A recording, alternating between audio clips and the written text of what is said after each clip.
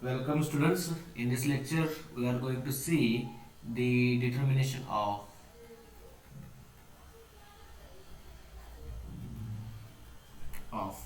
thermodynamic parameters.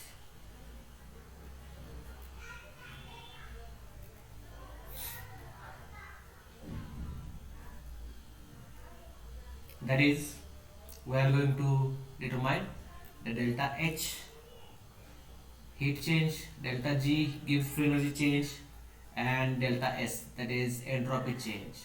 So with the help of Emf measurement we can determine the change in enthalpy, change in gives free energy, and change in entropy. Okay, so we know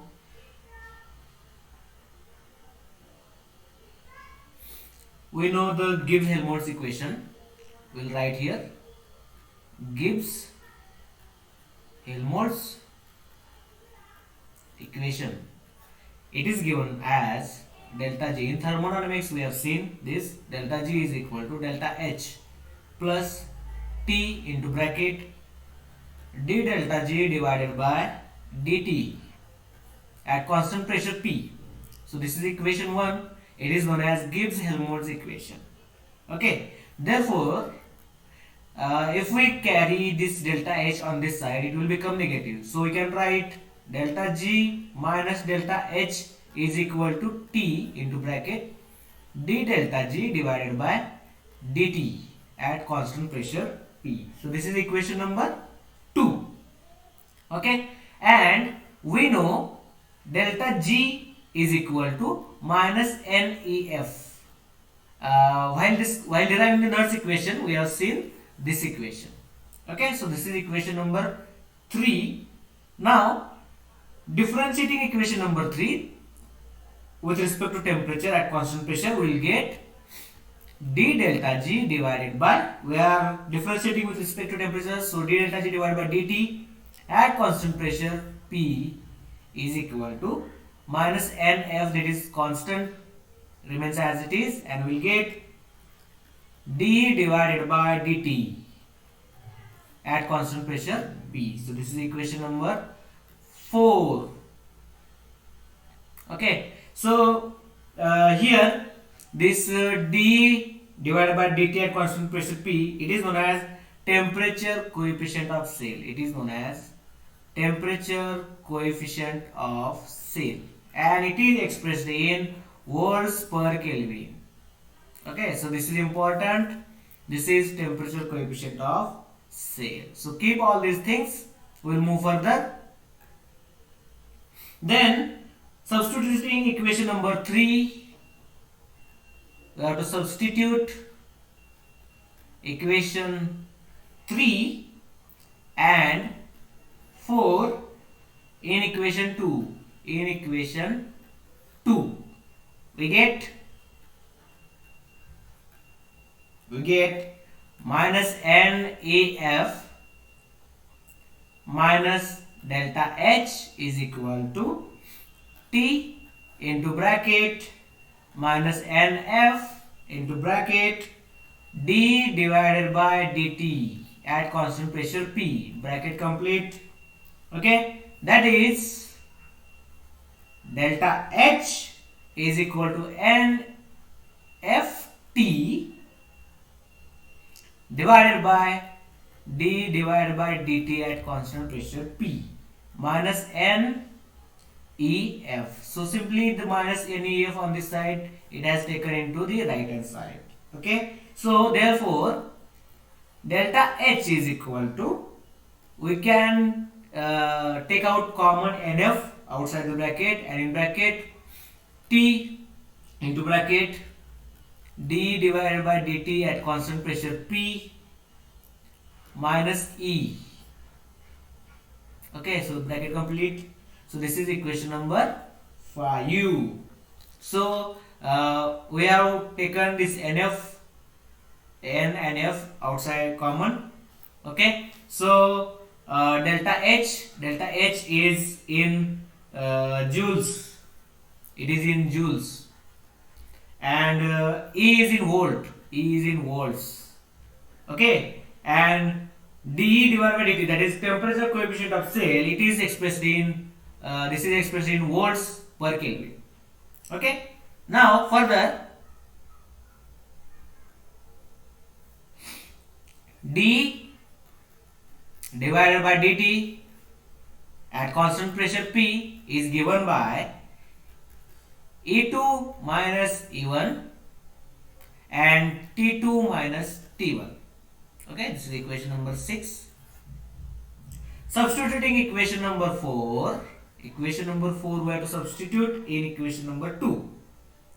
In equation 2, we get delta G minus delta H is equal to minus N F T into bracket d divided by dt at constant pressure P. Equation number 7. For any electrochemical cell, delta G is equal to delta H when d divided by dt is equal to 0. Since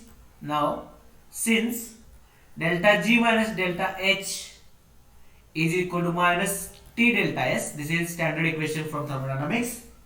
The equation 7 we can write like this. So equation 7 becomes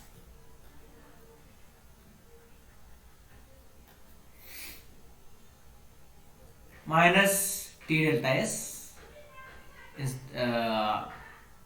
equal to minus NFT into bracket d divided by dt at constant pressure P. Okay, so the minus gets cancelled, minus T and T gets cancelled. So delta S is equal to NF into bracket d divided by dt at constant pressure P. So this is equation number 8. So here we have seen the method to determine delta G, delta H and delta S with the help of EMF measurements. Okay, so watch this very carefully, watch again and again unless and until you get understood. If any queries, kindly contact me. Thank you very much. Now we are going to see the applications of EMF measurements. Okay, so this is the last point from the topic. There are several applications of EMF measurements. The EMF electromotive force of a cell can be used to determine or to calculate certain terms or entities. One of the application is determination of pH using hydrogen electrode. So this is very important application of EMF measurements. EMF measurement provide a convenient and simple method of determining pH of solution. Okay, so if a solution is provided having unknown pH, so with the help of EMF measurement we can easily determine the pH of unknown solution. To measure pH, a cell is set up, that is cell is constructed in which one of the electrode is reversible to H plus ion. So what is the condition? The one of the electrode must be reversible to H plus ion. We have already seen the derivation of the EMF equation of the cell reversible to cations, that is H plus ions, and we have to dip the solution. We have to dip the electrodes in the solution having unknown pH. While the other electrode is usually a saturated calomel electrode of which the EMF is known, and hence this is known as the reference electrode. Okay, so the electrodes reversible to H plus ions are commonly hydrogen electrode, quinidron electrode and glass electrode. We can use any one of this. Selecting hydrogen electrode, the cell is set up like this. Suppose we are going to use the hydrogen electrode. So the cell can be constructed like this, platinum, and here the H2 gas is bubbled over platinum at 1 atmosphere pressure, and here solution of unknown pH is taken, unknown pH, and it is coupled with the saturated calomel electrode. Okay, now the EMF of cell is measured potentiometrically, and it is expressed as, we know the EMF of cell is equal to ER minus EL, that is ESCE minus EH2. Okay, since EH2 is equal to, see here, EH2 is equal to minus 0.0591 pH at 298 Kelvin. This equation becomes EMF of cell is equal to ESCE plus 0.0591 pH. Okay, and we can determine the pH of unknown solution by using this formula. pH is equal to EMF of cell minus EMF of saturated calomel electrode divided by 0.0591 at 298 Kelvin. Okay, so by using this equation, the pH of any unknown solution can be determined with the help of EMF measurements. So this is very versatile application of the EMF measurement. I hope you will easily understand this concept.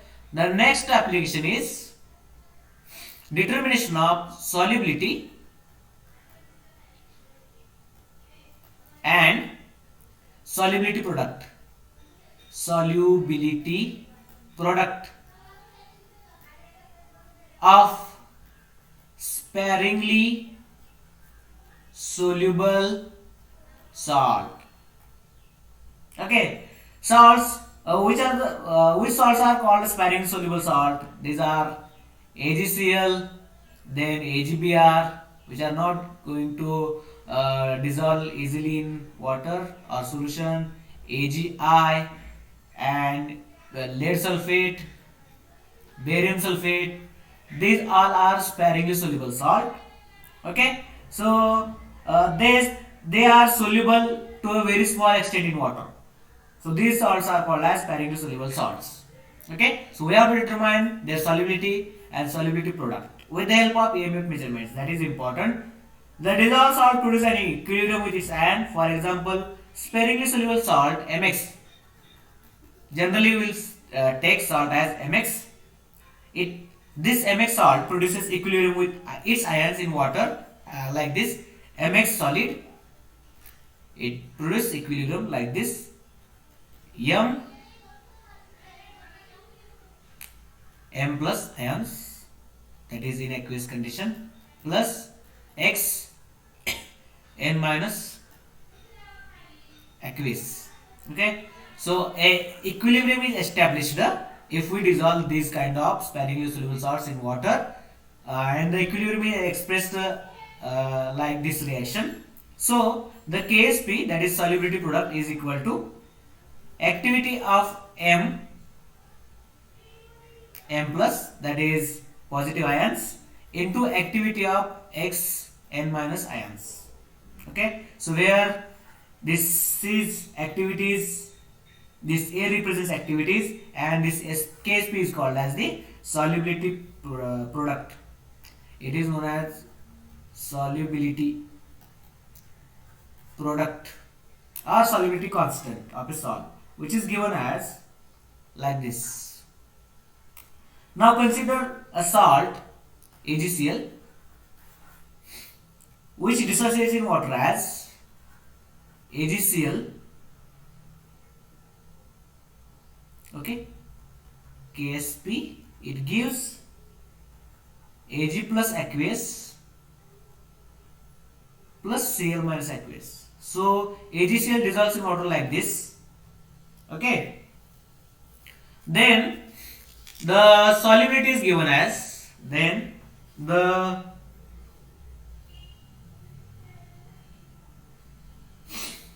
solubility is given as KSP.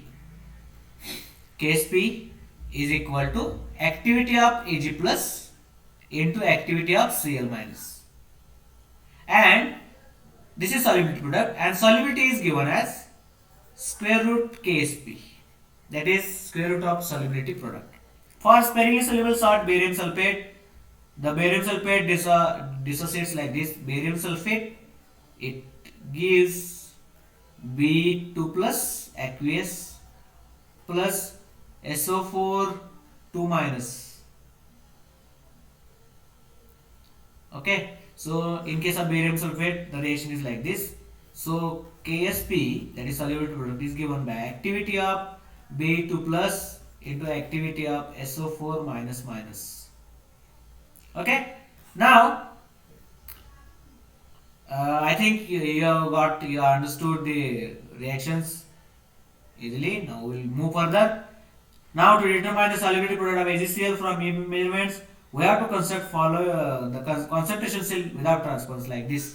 This Ag silver electrode, this AgCl sparingly soluble salt solid, KCl. Okay, it is having activity A1. This is salt bridge AgNO3 having activity A2, and here again the silver electrode. So this is concentration cell. This is concentration cell without transference. Without transference. Now the right hand half cell consists of silver nitrate solution of known concentration. In left hand electrode, a solution of KCl of known concentration activity is first taken, and few drops of AgNO3 solution added to this to form AgCl. Okay, so this happens in this cell. Two clean silver electrodes are immersed in respective solutions. Then the EMF of this cell is measured potentiometrically, and solubility product of AgCl is given as KSP is equal to activity of Ag plus into activity of Cl minus. Very simple. As the above cell is concentration cell without transference, the EMF of cell is given as E cell is equal to 0.0591 divided by N log activity of Ag plus in AgNO3 divided by activity of Ag plus in AgCl. Okay, here N is equal to 1, the number of electrons involved. So if you solve this equation, you will get, here we can write 1. Okay, then EMF of cell divided by this 0.0591, when it comes on this side it will taken at denominator. 0.0591 is equal to log activity Ag plus A2, that is an activity of cell, Ag plus 1. So this activity is in silver nitrate of Ag and this in AgCl. Okay, so moving further, we can write the EMF of cell is equal to divided by 0.0591 is equal to log activity of Ag plus, that is A2 in AgNO3 minus log activity of Ag plus, that is A1 in AgCl.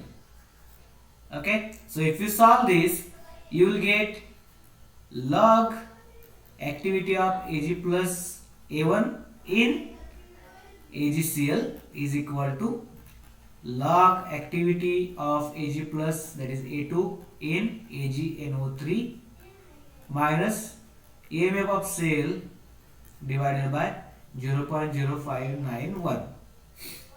By knowing the EMF of, so by knowing this value EMF of cell from the potentiometer and activity of AgNO3, that is A2. Okay, The activity of Ag plus in AgCl can be calculated from this equation. Okay, as Cl- ions in the solution mainly come from complete dissociation of KCl, so the concentration or activity of Cl- ions in AgCl is equal to activity of KCl, which is known. So the solubility product of sparingly soluble salt AgCl is given by Ksp activity of Ag plus in AgCl, that we can determine by using this equation, into activity of Cl minus, that is in KCl. Okay, so Ksp is equal to activity of Ag plus in AgCl into M1 gamma 1 in case of KCl. So gamma 1, this is activity coefficient of KCl, M1 molarity of KCl. So solubility product of AgCl can be calculated by using the equation Ksp. Ksp is equal to activity of Ag plus in AgCl into M1 gamma 1. Okay, and once the solubility product is we can easily calculate the solubility by using this equation. S is equal to under square root Ksp. Okay, so this is another application of Emf measurement, that is determination of solubility and solubility product of sparingly soluble salt. So watch this video again and again, you will easily understand the concept. If any problem persists, kindly contact me. Thank you very much.